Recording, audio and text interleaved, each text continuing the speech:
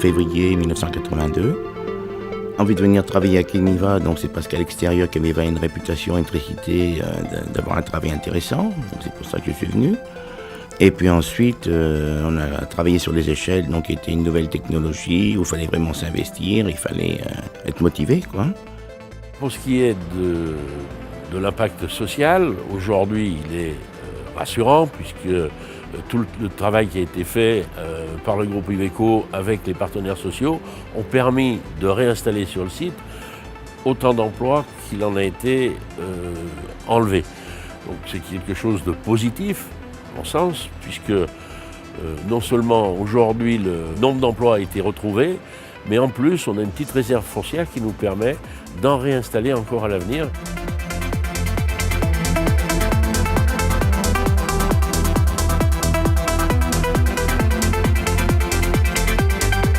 Alors je pense qu'il faut partir de l'origine du projet. Il y avait des contraintes liées au terrain, puisqu'on est en zone de captage d'eau potable.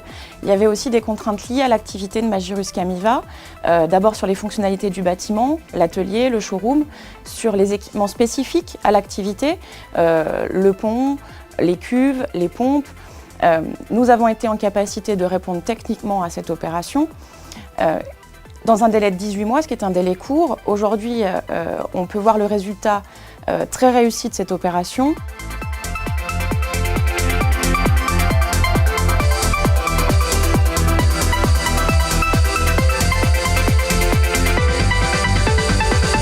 De la phase de réception des véhicules avec nos clients, suite à la réception des véhicules de nos usines de Ulm ou de Brescia, le fait de mon expérience chez les sapeurs-pompiers de Paris permettent d'avoir un dialogue cohérent et plus à l'écoute et comprendre les besoins spécifiques qu'ils peuvent avoir lors de la personnalisation du véhicule.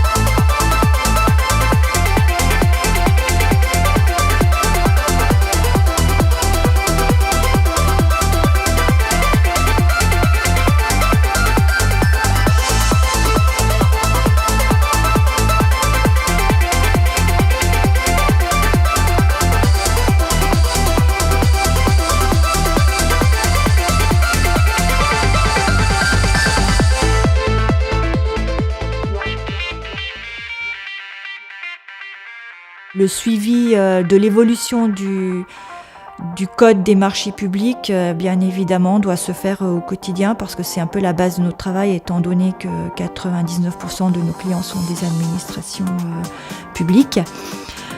Donc on essaye de se tenir informé de l'évolution du code des marchés publics pour cerner au mieux les conditions contractuelles qui nous engagent.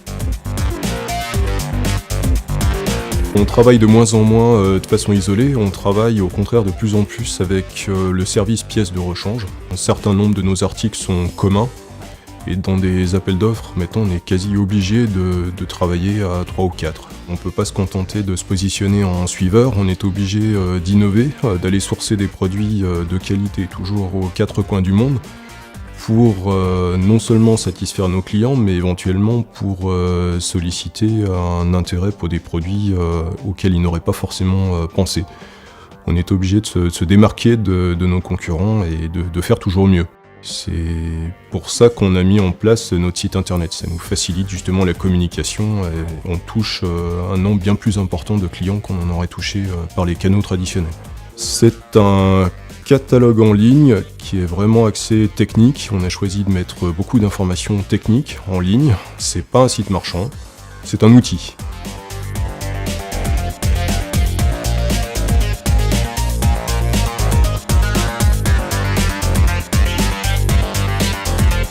Le service pièces de rechange a un rôle stratégique au sein de l'entreprise, de par sa réactivité, la confiance qu'il a instaurée avec ses clients, l'appui qu'il va apporter au service après-vente en interne. Et tout cela mis bout à bout fait que nous essayons d'avoir un service après-vente et un service pièces de rechange de qualité.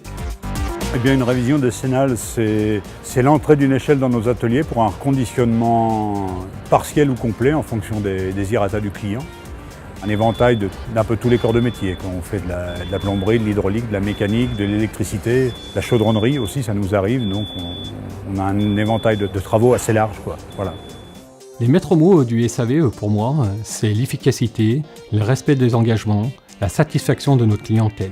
Ce qui me fait le plus plaisir lorsque les pompiers viennent chercher leurs échelles, c'est une poignée de main et aussi un merci pour le bon travail effectué sur leurs échelles.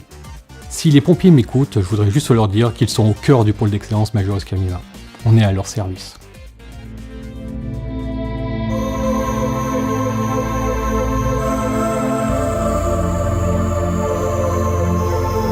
Au total, nous avons 27 références de stage puisque nous les déclinons en fonction des différents modèles de véhicules.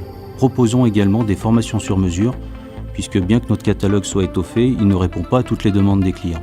Donc nous avons un cahier des charges qui nous permet de faire des formations à la carte. La formation est pour nous primordiale. Les équipements que nous fabriquons aujourd'hui sont des équipements quand même complexes, des équipements de pointe. Déjà, savoir s'en servir n'est pas évident.